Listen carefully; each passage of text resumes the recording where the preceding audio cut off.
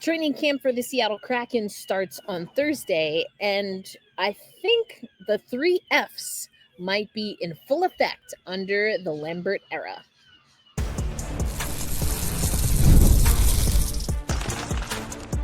You are Locked On Kraken, your daily podcast on the Seattle Kraken, part of the Locked On Podcast Network, your team every day. Hey, Seattle hockey fans, welcome to another episode of Locked On Kraken, part of the Locked On Podcast Network. We bring you your favorite team, the Seattle Kraken, every single day. Erica Ayala here, live at Climate Pledge Arena, because I am also a national writer, a WNBA writer for CBSSports.com. In case you don't know, the Seattle Storm forced Game 3 against the Las Vegas Aces in quite dramatic fashion, but we're not going to talk about that. We are going to talk about someone that I hope to see when I'm covering the Olympics in Milano Cortina, and that is Oscar Molgaard. We are also going to talk, maybe a little bit about Game 3, just because I'm here. As you can probably hear the noises, they are literally picking up the court for the Seattle Storm in preparation to put the ice down for the Seattle Kraken. So I'm going to tell you a little bit about that. But we're going to start today's episode talking about Lambert's Lens. That's the name of a new article up by Allison Lucan. She spoke to our new head coach and gave us some insight on what we can expect. And I think we're going to see the three Fs and maybe add a D in there. If you're joining us on Locked On Kraken for the first time, the three Fs: fun, fast, forechecking. Sometimes I add a fourth one in there for free. Play free. Fun and free, not always the same, but very similar. The other letter, the D, is for disciplined. And yes, defense is a part of that, but I wanted to add that in there. Again, Allison Lucan returning to action with a great article here talking to Lane Lambert, and he has a lot of things that he wants to implement here. First thing that we're talking about is, getting the goaltenders in a better position to make easier saves. And that starts with discipline defensively. Protecting the middle of the ice has always been critical for me, Lane Lambert told Allison Lucan. The 5 players on the ice's job is to put the goalie in the best environment to have success. Create a good environment for the goalie. The middle of the ice is a dangerous area of the ice. If you look analytically at percentages of where goals go in from, it is a higher percentage from the middle. Or it is a higher percentage from the boards, he's asking. We all know what the answer to that is. Yes, we do know the answer, Lane Lambert. And so the question I have is, then why haven't the Seattle Kraken been able to implement that? I think that comes to D, discipline.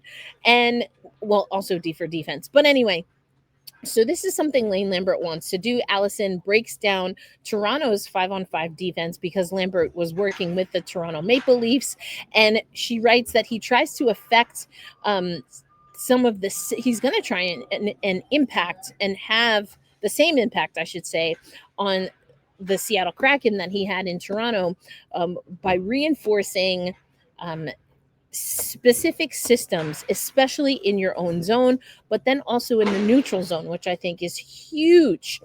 And, he didn't get into any specifics. Allison teases here, but part of that is transition play. And, just being really aggressive and not allowing your opponents to get deep into their offensive zone or in the offensive zone at all. And so that comes to neutral zone play. If you're just sagging or backing in, you're allowing the other team to potentially enter the zone. Is there a time to take off? Sure. Is it maybe opponent-based? Potentially. But getting available for the person who has the puck with the strategy and with some routes that we know that are predictable to us in key terms of coming out of the zone and entering the zone, players can use their skill, but they have to understand game situation. So what he's talking about there is not only when you are in the neutral zone, but once you regain the puck, are you in a reliable position to be an outlet pass? And so some of that is going to be about reading what's on the ice. That's how I interpreted that quote. And some of that is going to be predetermined through the structure, through the discipline that Lane Lambert has putting together. I'm telling you what, off of this article alone, Lane Lambert is maybe my favorite head coach in Seattle Kraken history. I take back everything I said, all of the doubts by this alone, because, and maybe we just didn't hear other coaches express it in the same way. But the fact that before we've even hit the ice, before the ice is even down, you can hear the noises. I'm here in CPA right now. The ice is not even down here at Climate Pledge Arena. And Lane Lambert is already talking about disciplinary things, or I shouldn't say disciplinary. He's talking because disciplinary implies kind of like punishment. He's talking about having discipline. He wants this team to be disciplined and to have not just the availability and the skill set to be able to react, but to have something in mind. And I think that's going to be huge.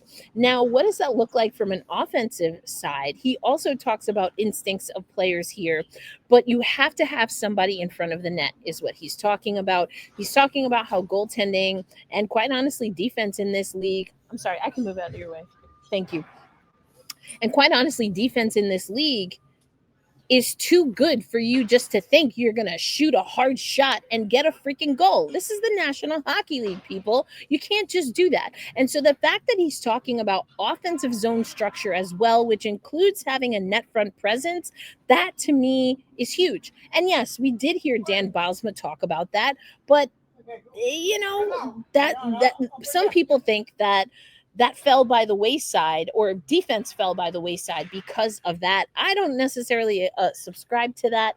I think there were other things going on, but Dan Bilesma did talk about net front presence. I think Dan Bilesma did want to see this team play the 3 Fs. That's why we started it.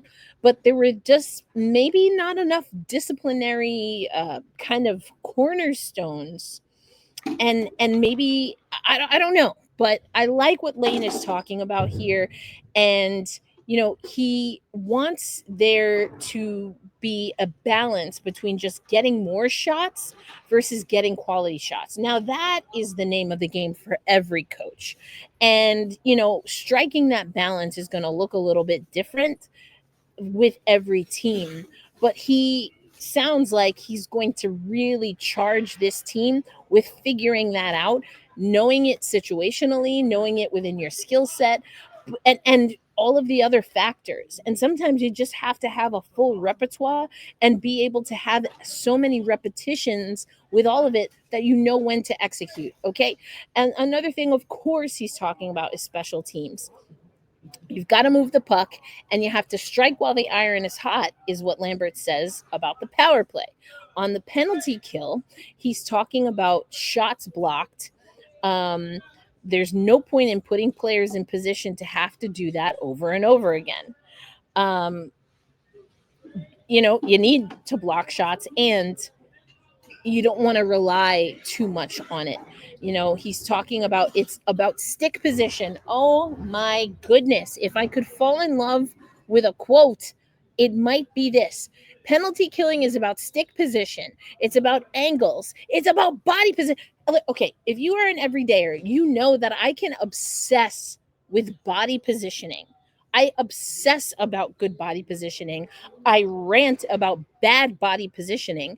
And the fact that he's talking about this is hopefully an indication that these are things that he is going to harp on in practice, in film, in his one-on-ones, because these are the things that we have not seen consistently from this Seattle Kraken team. Sometimes you have to go back to basics. And I get the sense from this article that Allison Lucan wrote, that Lane Lambert understands that, and not everyone likes that, but I'm going to pull this quote. It's not related necessarily, but I think it fits. I think it's important, is what Lane Lambert said. He is talking about how penalty kills should be evaluated and different stats and things when he used that quote. But I think it's important that he understands that there's a balance, and you cannot shy away from the hard work that needs to be done. Just because there are multiple facets of something doesn't excuse you from having to hammer down on the basics: body positioning, stick positioning, communication, having routes available while also being able to use your creativity. I think you should go read this article immediately. I love this article. I can't wait to dive deeper with Allison and Lane on this article. But coming up, we're going to hear from Oscar Molgaard. I got to speak with him one-on-one at Climate Pledge Arena, and the video got a little wonky, so we're just going to do audio only. That's great for our audio only listeners. Thank you for tapping into Locked on Kraken. And then, yes, some of the noise has dissipated. They broke down about half of the court lengthwise, so they cut the Seattle Storm logo, the bottom half of it. Again, they got a great win. I'm going to talk a little bit about that, but more so, I'm literally seeing the preparation for the Seattle Kraken, and the preseason happened before my eyes, so I want to share that with you. But coming up next, my exclusive interview with Oscar Molgaard. This is his first training camp with the Seattle Kraken. What does he think about it? And, what is he thinking about the Olympics and his opportunity potentially to represent Denmark in Milano Cortina? Talk about that coming up on today's episode.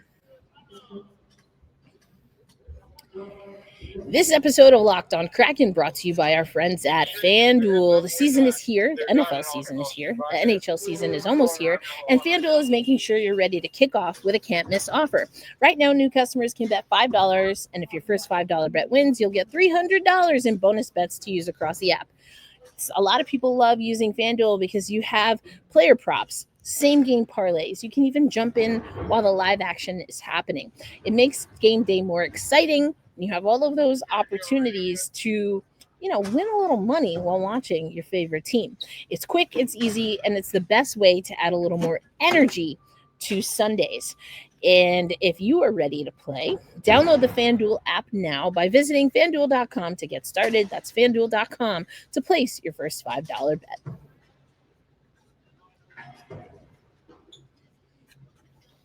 All right, Kraken fans, as promised, I'm going to take you over to my interview with Oscar Molgaard. He is one of our prospects for the Seattle Kraken and also a player, a hopeful for Team Denmark ahead of the 2026 Olympics. So this is, I believe, right, your first camp with the Kraken due to some overseas obligations you had, obviously. What are your first impressions? Well, I like it so far. It's been a great week so far. Fun to play some games again and just excited to play some hockey. So it's good to get started and good to get going. So looking forward to the main camp tomorrow. Indeed, and main camp, it seems like the ask from Coach Lax is just to really up the ante, right? It's going to be faster, it's going to be more physical. When you have the experience that you do playing pro hockey, how do you think that will help add to what you're able to do when we open up main camp? Hopefully, I can use that as an advantage. I'm used to playing against men senior hockey, so hopefully that'll be an advantage for me and something that I can take with me going into camp. It's been some more like junior hockey this past week, but it's a lot more fun too. So I'm looking forward to getting to play with those guys and just watch them and learn from them as well. When you are here at the rookie portion of camp, what are the impressions that you're getting with regard to how this Kraken organization wants to play, not just at the NHL level, but also throughout the pipeline? I mean, sure, we want to play fast. We want to keep the puck on your stick for as less as you can. You want to make plays, be active in the offensive zone and get the pucks out of the D zone. Then we want to shoot some pucks as well. You need to get pucks to the net if you want to score, and that's what we've been focusing on as well these games. So we want to get pucks to the net. Also want to ask you a little bit about your international experience. You've played with Team Denmark for a little bit here, a few different tournaments, and obviously there's an opportunity to, in an Olympic year to represent them at the largest international stage. I mean, what excites you about playing for your national team, and what are your hopes there? I mean, depending on who you ask, it's always going to be the same answer. It's an honor to represent your country, and every time you can pull that Denmark shirt over your head, it's an honor out there, and you're always going to give it 110%. So for me to be able to do that once in a while, it's unbelievable, and especially with the World Championship we had at home too, where I got to play at home in front of friends and family. That was unreal. It doesn't get any better than that. Yeah, I was going to ask you about that as well. I mean, that's just kind of a lot of different worlds colliding and converging, a lot of honor and pride, I'm sure. What was your biggest takeaway, or even from your family, what did they enjoy the most?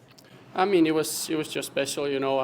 It was my dad's hometown, so he had a lot of friends and family in the stands as well, and for me to go out there and just play hockey and have some fun while they're in the stands, I was making them proud, and it's making me proud to make them proud as well. So it was just a good experience all around, and for the nation as well. We had a good tournament, so it doesn't get any better than that. Wanted to also ask you about, although he's not with the team any longer, Oliver Bjorkstrand, obviously also from Denmark, has already been named as one of the 6 players. I mean, have you had any conversations with him just while you were in the same pipeline about this organization or his time in Seattle? Unfortunately not. He texted me when I got drafted. Unfortunately, I didn't get to meet him here because he got traded last year when I wasn't here. So that was a shame. But from what I've heard, he's a great guy, and my dad actually played with his dad back in the day. So they kind of go way back. So hopefully I'll get the chance to play with him sometime in the future. You never know, and maybe it can already be at the Olympics. So we'll see about that. But yeah, it's a shame I haven't met him yet. So I'm looking forward to that. Yeah, I hope to follow up with you on that. And then just last one, you come to a camp here, you have an opportunity to, of course, refine your game, but also make an impression with the coaching staff. What are some of the goals that you have as we transition from this rookie camp into main camp? I mean, obviously, you want to make an impression. You're here to show yourself in a good way, and then you never know what's going to happen. You might be able to even earn a spot. So, from my goal is just to go here and give it a shot. I mean, I'm here to prove myself to everyone else, and even to myself, that I can be a part of this organization and a part of this team. So I'm just trying to show my best side and learn and get even better. It was a real delight to talk to Oscar. I didn't leave it in because there was a little bit of clipping, but he said, "Great to meet you. Thank you for the conversation." And I think I said something to I hope to be able to chat with you soon. He said, "Yeah, he's very polite. Yeah, you too." And I said, well, I'll be in Italy, so so maybe we'll do it then. He's like, "Yeah, okay, maybe then." So I do think that Oscar Molgaard has a chance here. I know we had a listener over on our YouTube channel respond and think that he might be a year or two out from a true NHL season, but he should make the Olympic roster. So I will be keeping an eye on Oscar Molgaard. Oops, I believe I have a little bit of a typo. I'll be keeping eyes on Oscar Molgaard. I'm going to tell you to ignore the typo that I'm literally pointing out right now. There's a lot going on, but Oscar was a delight to chat with. I think he does have a lot of upside. And, with everything I said about Lane, with what I've been hearing from Coach Laxdal from the last handful of days, he seems like a player that's in a really good position to not only absorb all of this, but also execute. And we heard in that interview that I did with him, he talks about playing with grown men. He's been doing that for a while. He's played on the national team. He's played professionally in Sweden. So I think that will give him an edge. As far as size, I like his height, and I do think that comparative to maybe some players like Yanni Newman, what Shane Wright was able to do coming into his first full NHL season, I think Oscar probably will be able to put on some weight and be in even better position than he is now. So I'm going to keep an eye on that. He mentioned that, it was a homecoming for him with the IIHF Men's World Championships that were in May of this year. And Bob Condor got to catch up with Oscar. He just missed out on being in the pipeline. Specifically, he played on the back end of the season with the Firebirds, and he just missed out on being a part of the organization while Oliver Bjorkstrand was still here. But I love that little anecdote that Bjorkstrand, that is the maestro, and Molgaard's dad go back. And so I do hope that they get a chance. What a full circle moment that will be for the Molgaard family and for Bjorkstrand as well. So we'll keep eyes and tabs on that. Oscar Molgaard, especially because I'm accredited for the Olympics, is someone that I want to keep a keen eye on as we head into main camp starting Thursday. But on Thursday, your Seattle Storm will take on the Las Vegas Aces for a winner-take-all Game 3 in Round 1. That's right, the Seattle Storm knocked the Aces off their pedestal. They came into this game with a 17-game winning streak, including Game 1. Now, had the Aces been able to win right here in Climate Pledge Arena on the court that they are picking up off the ground right now, packing it away to put the ice down for the Seattle Kraken, that would have meant the Storm season is over. But they lived to see another day. I'm going to talk a little bit about my experience. You can hear some of the sounds as they're cleaning everything up. Stick taps, of course, to the crew here. But I'll give you that. And of course, a rundown of what to expect from camp as we get started for the big boys. That's right, playing with the big boys, as the Prince of Egypt song goes. We'll talk about that coming up on today's episode of Locked On Kraken.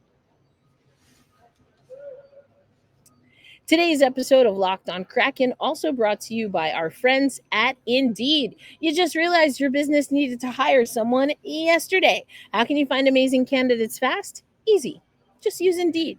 When it comes to hiring, Indeed is all you need. Stop struggling to get your job post seen on other sites. Indeed Sponsored Jobs puts your post at the top of the page and helps you reach the right candidates faster.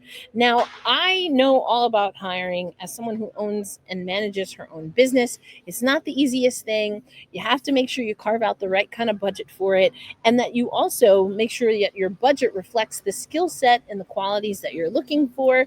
But then when you do all of that work and then you don't find the right person and you have to do it all again, it can really spin you into a really unfortunate cycle. So that's why a place like Indeed is a great place to use to find the right candidates right now. You can speed up your hiring process with a $75 sponsored job credit. Just go to Indeed.com/locked-on right now and support our show by saying you heard about Indeed on this podcast. Locked On Kraken. Terms and conditions apply. Hiring, Indeed, is all you need. Seattle sports fans, I hope you are feeling good after the Seattle Storm get a big win against the Las Vegas Aces, and it's the rookie. I'm talking about prospects all week here as we phase out the rookie portion of camp and get ready for the big boys camp starting Thursday. Well, I'll tell you someone who's ready to play with the adults, and that's Dominique Malunga. Now, she got a game-winning drive and the extra basket from the free point line to get the Seattle Storm a win. They win outright by 3 points. Skylar Diggins also had a huge basket, only 4.5 left on the clock, and she gives the Seattle Kraken the final lead of the game. This was huge, and it came from discipline. We heard that from the Seattle Storm after the game. And, I just had to give them some love. I'm literally here in Climate Pledge Arena wrapping up this show. I spoke to Oscar earlier in the day. I was waiting a little, trying to catch up with Derek Laxdal. Didn't quite happen. So that delayed us a little bit, more than intended. But usually I've been posting around this time anyway. Anyway, the point is that big win for the Seattle Storm. On Thursday, they will try to advance to the second round. But on Thursday, we are also opening camp for the Seattle Kraken. I really enjoyed reading Allison's piece with regard to what the expectation is. Laxdal told us earlier this week that it's about transitioning the team now. I did get to see some of practice today, and as I expected, it was small ice or small area drills, high intensity, really just focusing on repetition and a few things.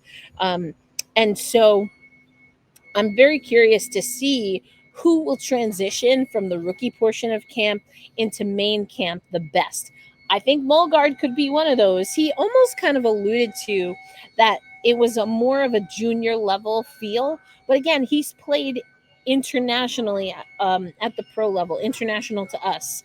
He is a European player. Anyway, the point here being that I think we're going to see, as we do every year, right? The cream separate, right? And I'm very curious who that's going to be. Talked about some of the players that I'd like to see. Nathan, we've got we've got uh, we've got Nathan. I've talked about. Of course, we've talked about Berkeley. We've talked about Yanni. I talked about Oscar today. I think that Goyette is another player. Tyson is another player. Jugnoth that I'm curious to see. Haven't talked about Jaeger Furcus, but he's been talked about a few times, especially being on that top line centered by Catton. So there's a lot here to handle. I do think the Firebirds, whomever ends up being the centerpieces for that team, they're going to be a lot more focused, a lot more disciplined. I do wonder if that means that they'll be able to make another deep run and get to the final again. But only time will tell. There's plenty that needs to happen there. I want to see another camp because I think that Dan Bilesma tried to really open up the lungs early in practice. I want to see this Kraken team really have a strong camp in that they're putting these players through their paces. That's what training camp I think needs to be about. You can almost fabricate uh, different scenarios and different obstacles, challenges, physical, mental, strategic, for these guys to navigate through. And then you have the preseason games to kind of work through that against another cast of characters, if you will. But that's what I'm hoping to see. I've been saying that for a while, though. You really got to bust camp and preseason wide open, especially because a little bit of the bugaboo for the Seattle Kraken team is that they don't always start on time. And I really hope that's not the case. I need them to start on time. I mean, if you've been with me since the early days, the OGers, my everydayers, that I used to rant. I was going to say joke, but it was more of a rant. I would rant about if we have difficulty, like getting after it in the first period, then maybe you should run a morning skate as if it's the first period of the game and hope that your body somehow, with a little bit of rest, a midday nap and a good meal in between, some cups of coffee, can then not regress all the way back as if you're just starting the game, but get you ready like you're starting the second period. Now, I don't know if scientifically or logically that makes any sense at all, but at the time, it couldn't be worse than what we were seeing the Kraken do, which is kind of like, mess the bed, so to speak, in the first period, and then hope and have to crawl out of a self-induced hole to try and, get level. Yes, I have scars, people. This team has scarred me in their 4 seasons, about to be 5, but it's okay. We're turning over a new leaf. I'm telling you what, that interview with Allison Lucan, Lane's interview with Allison Lucan, is the most energized I've felt about the coaching change. But that's an interview. These are theories. These are things on a whiteboard or in a notebook somewhere. Now it's about execution. It's about discipline. Can you be fast? Can you play with an aggressive forecheck? And can you have some fun while also remaining disciplined within what your goals and what your system is? That's the question mark. But I like that it seems like Lane Lambert and his staff are talking about it. All right, everyone. I hope you enjoyed the interview with Oscar. I really enjoyed sitting down to chat with him. Thank you for indulging me as I sit here in Climate Pledge Arena after a fantastic, I'm juiced up. That was such a great game on so many levels. And I'm excited because I'm literally seeing the transition. Like, this is real. And this is why I love coming to Seattle. The next stage is moving here, but life has had other plans for me on the personal side, but professionally, I make sure to be here in Seattle for this month. I get to mostly catch Seattle Storm games. They're got to get into the next round. I think I was here the last time they made the semis. But, I think they can do it. And I think there's a world in which the Seattle Kraken team is a lot better than I've been giving them credit for. There's definitely potential there. Now, strategically, how will that, does that make sense? I know there's still a lot of team tankers out there, but I think the messy middle is likely where this team is going to be, and similarly to what we saw in season 2, if you can have just a little more mental fortitude, a little sandpaper, and a little bit of discipline, maybe we get even more. I don't know how it's all going to turn out, but I'm excited to watch it, and I'm glad to have you along the road with me. A reminder, be kind to yourself. Please, please be kind to yourself so that you can extend that grace, and I do mean grace and empathy, to others. Hold fast, stay true, and loud and proud we say, let's go Kraken and let's go Storm. I'll catch you on the next episode. Peace out, everybody.